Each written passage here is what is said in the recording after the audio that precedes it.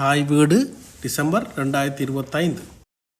மலையக மண்ணின் கதை சொல்லி இளம் இயக்குனர் செல்லகுமார் இன்னோசன். எழுதியவர் நிசன்குமார் கோபிநாத். வாசிப்பவர் சத்யன். நவீன உலகில் எண்ணற்ற தொழில்துறைகள் பிரகாசமாக வளர்ந்து வருகின்றன. அதன் வழியில் முக்கியமான கலைத்துறையான சினிமா துறை இன்று நம் இலங்கை திருநாட்டிலும் விறுவிறுப்பாக விஸ்தரித்து வருகிறது. அதிலும் குறிப்பாக இலங்கையில் தமிழ் மொழியிலான சினிமா முயற்சிகள் அண்மை காலமாக பேசும் பொருளாகிவிட்டன. இன்றைய இளம் தலைமுறையினர் இந்த சினிமா முயற்சிகளில் முழு ஈடுபாட்டுடன் இயங்கி வருவதை அவதானிக்க முடிகிறது. அவ்வாறு முன்னாள் யாழ்ப்பாண பல்கலைக்கழக ஊடக கற்கைகள் துறையில் உதவி விரிவுரையாளராக பணியாற்றியவரும் தலவாக்கலை பிரதேசத்தில் உள்ள சென்கிளார் தோட்டத்தைச் சேர்ந்தவருமான செல்லகுமார் இன்னோசன் அவர்கள் வளர்ந்து வரும் இளம் மலையக இயக்குநராக வலம் வந்து கொண்டிருக்கிறார். தனது சிறு பிராயத்திலேயே தான் எப்படி இருக்க வேண்டும் என சிந்தித்த அவர் தன்னை வடிவமைத்துக் கொள்ள முடியாத காலகட்டத்தில் அதிக திரைப்படங்களை பார்த்தார். அவற்றின் மூலம் தான் எப்படி நடந்து கொள்ள வேண்டும், என்னென்ன விடயங்களை தெரிந்து கொள்ள வேண்டும், சமூகம் எப்படி உள்ளது போன்ற விடயங்களை தனக்குள் ஆழமாக பதிய வைத்து சினிமாக்கள் ஊடாகவே தன்னை அடையாளப்படுத்தி கொண்டார். ஒரு கட்டத்தில் சினிமாக்கள் மூலம் எதனையும் சாதிக்க முடியும் என்று சிந்தித்த அவர் தன்னுடைய சிறுவயது நண்பன் நாவண்ணா ஷாஜகான் அவர்களின் வழிகாட்டுதல்கள் மூலம் தலை சிறந்த திரைப்படங்களை பார்க்க தொடங்கினார். காலப்போக்கில் உண்மை சினிமா என்றால் என்ன, அது எவ்வளவு பெரியதொரு ஆயுதம் என்பதை புரிந்து கொள்ள தலைப்பட்டார். தன்னுள் ஆழமான சில சிந்தனைகளை உருவாக்கி நாமும் இப்படியான படைப்புகளை உருவாக்க வேண்டும் என்ற கற்பனை வளத்தை பெருக்கிக் கொண்டார். காலப்போக்கில் தன்னால் படைப்புகளை உருவாக்க முடியுமா என்ற கேள்விக்குறியுடன் இருந்தாலும் பல்கலைக்கழகத்தில் ஊடக கற்கைகள் துறையை தெரிவு செய்ததனால் தான் பயின்ற பாடங்கள் அவருக்கு திரைத்துறை தொடர்பான அறிவை அளித்தது. இதனோடு அவருடைய ஆசானான பேராசிரியர் சிவசுப்பிரமணியம் ரகுராம் அவர்களின் வழிகாட்டுதல்களும் இலங்கை தமிழ் சினிமாவை சார்ந்த முக்கிய இயக்குநர்களின் நெறிப்படுத்தல்களும் இளம் இயக்குனரான செல்லகுமார் இன்னோசனுக்குள் பல மாற்றங்களை விதைத்தன. இந்த மாற்றங்களின் விளைவாக தன்னை ஒரு இயக்குநராக உணர்ந்து கொண்டு படைப்புகள் உருவாக்க வேண்டும் என்ற அவாவோடு அதன் வழியாகவே திரைத்துறையில் ஆர்வம் கொண்டவராக தன்னை உருவகப்படுத்தி கொண்டார்.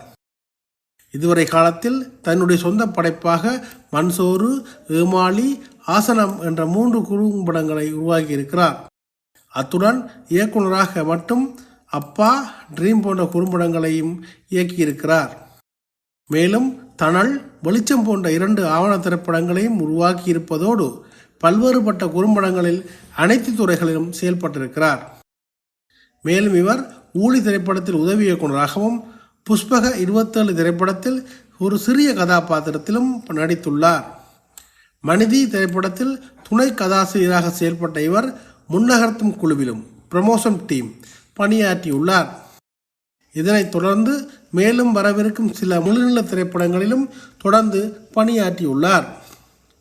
செல்லகுமார் இன்னோசன் திரைச்சுவடி அமைத்தல், திரைப்படம் மற்றும் குறும்படங்களை உருவாக்குவது தொடர்பான விடயங்களை மாணவர்களுக்கு விரிவுரையாகவும் செய்து வருகிறார். இது அவருடைய அறிவையும் உயர்வடைய செய்கிறது. தன்னை மாத்திரம் திரையுலகில் அடையாளப்படுத்தி கொள்ளாமல் இணையோரையும் அதில் பயணிக்க வழிகாட்டுதலில் இவர் கொண்டிருக்கும் அக்கறை உன்னதமான ஒன்றாகும். விருதுகள் பற்றி இவருடைய ஆழமான பார்வை இவரை ஏனைய இளம் இயக்குநர்களை விட முன்னிலைப்படுத்துகிறது. அதாவது உண்மையான விருதுகள் என்பது மக்களின் அங்கீகாரத்தையும் அவர்கள் தங்கள் கைகளால் கொடுக்கும் வரவேற்பையும் சுட்டிக்காட்டுவதாகும் என்று இவர் கருதுகிறார். இருப்பினும் திரைப்பட விழாக்களின் சில அங்கீகாரங்கள் குறும்படங்களுக்கான மரியாதையை அளிக்கின்றன. அவ்வாறு இவருடைய ஆசனம் குறும்படமானது 10வது சர்வதேச யாழ்ப்பாண குறும்பட விழாவில் பார்வையாளர்கள் தெரிவு விருது ஆடியன்ஸ் சாய்ஸ் அவார்டு பெற்றது. அஜெண்டா 14 அமைப்பின் மூலம் மிகவும் பாலின உணர்வுள்ள திரைப்படம் மோஸ்ட் ஜெண்டர் சென்சிட்டிவ் ஃபிலிம் என்ற விருதையும் பெற்றது. 2025ஆம் ஆண்டுக்கான Nepal wings international critics film ஃபெஸ்டிவலில் ஆசனம் குறும்படமானது சிறந்த குறும்படம், சிறந்த இயக்குனர், சிறந்த கதை, சிறந்த ஒளிப்பதிவு போன்ற பிரிவுகளில் விருதுகளுக்காக பரிந்துரைக்கப்பட்டது. இக்குறும்படம் 2025ஆம் ஆண்டில் கன்னியாகுமரி சர்வதேச திரைப்பட விழாவில் சிறந்த குறும்படம், சிறந்த இயக்குனர், சிறந்த கதை போன்ற விருதுகளுக்காகவும் இவர் பரிந்துரைக்கப்பட்டார். பேங்கோ இன்டர்நேஷனல் ஃபிலிம் ஃபெஸ்டிவலில் அதிகாரப்பூர்வ தெரிவிலும் ஒஃபிஷியல் செலெக்ஷன் இடம்பெற்றது.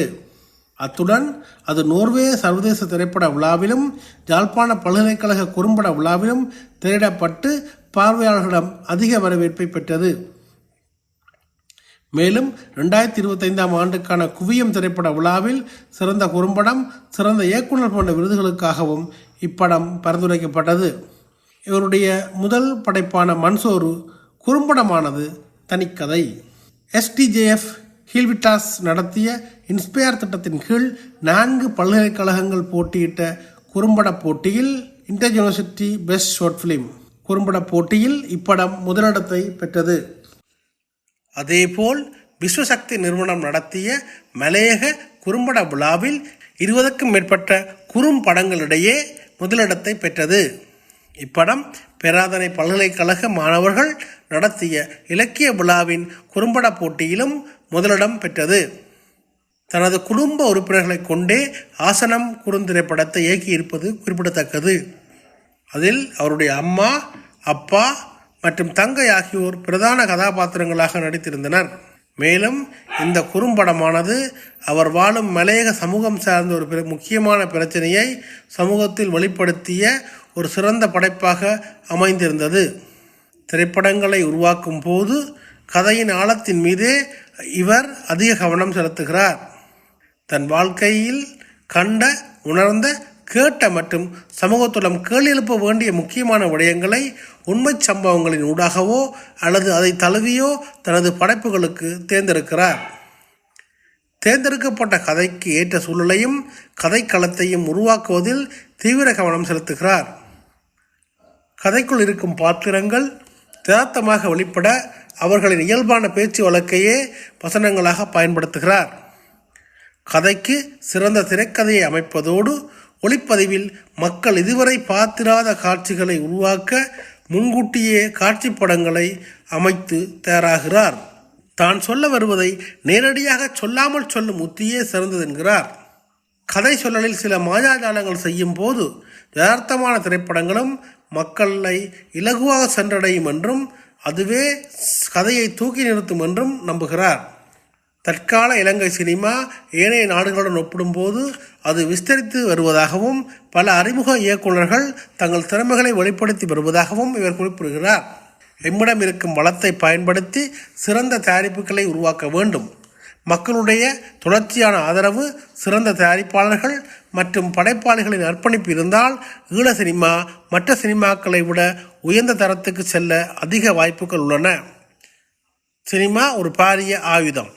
இது வெறுமனமே வணிக சினிமாவாக இல்லாமல் யதார்த்த வாழ்க்கையை வெளிப்படுத்தும் சினிமாவாக இருக்கும் பட்சத்தில் அது மக்களின் எண்ணங்களை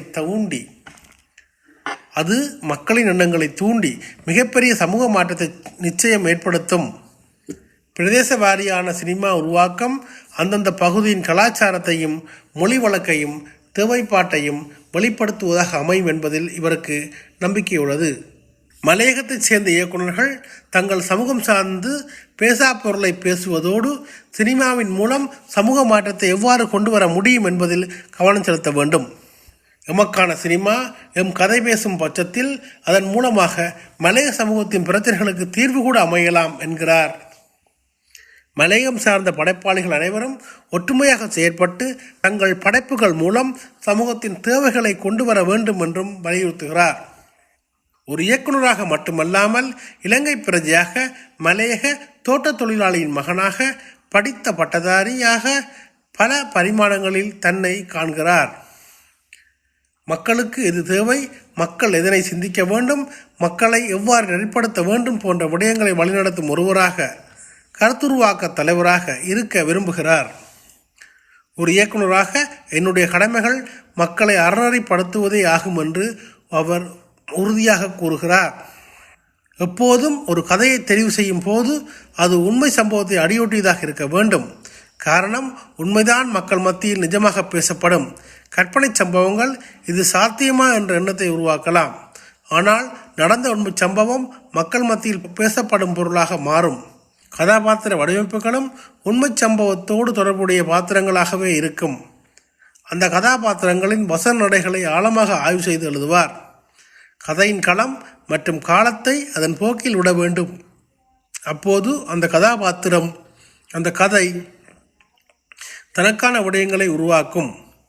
ஒரு படைப்பை உருவாக்கிய பிறகு படைப்பாளி இறந்து விடுகிறான் என்ற கூற்றுக்கு ஏற்ப படைப்புகளே அதற்கான முடிவுகளை சொல்லும். மக்களுக்கு நாம் எதை சொல்ல வருகிறோம் என்று சொல்லாமல் சொல்ல வேண்டும் என்பதே சிறந்த உத்தி என்று கருதுகிறார். சாதாரண கதை சொல்லலை விட கதை உத்தியில் ஒரு சில மாயாஜாலங்கள் செய்யும் பொழுது சாதாரண யதார்த்த திரைப்படங்கள் கூட மக்கள் மத்தியில் இலகுவில் சென்று சேரும். இதுவே அந்த கதையை தூக்கி நிறுத்தும். ஒரு இயக்குநராக தம்மிடம் பல்வேறு திரைச்சுவடிகள் ஸ்கிரீன் பிளேஸ் இருந்தாலும் அவற்றை செயல்படுத்த முடியாமைக்கு 2 முக்கிய தடைகளை குறிப்பிடுகிறார். தயாரிப்பு செலவு மற்றும் தயாரிப்பாளர்கள் பற்றாக்குறை. முதலாவதாக தயாரிப்பு செலவே பெரிய தடையாக இருக்கிறது. எம்மை போன்ற நாடுகளில் தயாரிப்பாளர்கள் பற்றாக்குறை அதிகமாக உள்ளது. சொந்தமாக தயாரிக்கும் அளவுக்கு தமக்கு வணிக ரீதியாக வசதி இல்லை. தயாரிப்பாளர்கள் இன்மையால் திரைப்படங்களை மக்கள் மத்தியில் கொண்டு செல்வதற்கும் ஏற்படுகின்றார். தொழில்நுட்ப ரீதியான குறைபாடுகள். தொழில்நுட்ப ரீதியில் பாரிய தவறுகள் நேர்கிறது. கதை தேர்வில் சிறப்பாக இருந்தாலும் காட்சி, ஒளி அமைப்பு, செம்மையாக்கம் போன்ற தொழில்நுட்ப ரீதியான முயற்சிகளில் தவறு நேர்ந்து விடுகிறது. இவருடைய மண்சோறு குறைந்த இருப்பிடம் கதை தேர்வில் சிறப்பாக இருந்த போதும் தொழில்நுட்ப ரீதியில் தவறுகள் நேர்ந்துள்ளது. இதனை அவரே ஒப்புக்கொள்கிறார். தயாரிப்பு செலவை ஈடுகட்டுவது மற்றும் வள பற்றாக்குறையை சரி செய்வது மூலமாக இனிவரும் காலங்களில் இவரது படைப்புகள் தரமானதாகவும் பேசப்படுபவையாகவும் இருக்கும். தற்போது அவர் பெத்த மனசு என்ற குறும்படத்தை உருவாக்கி வருகிறார். இக்குறும்படத்தை முடித்த கையோடு ஒரு முழுநீள திரைப்படத்துக்கான திரைச்சுவடியையும் அவர் உருவாக்கியுள்ளார். குறும்படத்தின் வெளியீட்டுக்கு பின்னர் அந்த முழுநீள திரைப்படத்துக்கான அறிவிப்பை விரைவிலே வெளியிடுவதற்கான பணிகளில் அவர் ஈடுபட உள்ளார். இத்துடன் அவர் சமூகத்தின் முன் ஒரு முக்கிய வேண்டுகோளை முன்வைக்கிறார். நாம் மற்ற உலக சினிமாக்களை ஆதரிப்பது போலவே நம்முடைய மண்ணுக்கும் கலாச்சாரத்துக்கும் முடித்தான எமக்கான சினிமாக்களுக்கும் மக்கள் உரிய அங்கீகாரத்தையும் ஆதரவையும் வழங்க வேண்டும் என்பதே அவரது கோரிக்கையாக உள்ளது. நன்றி.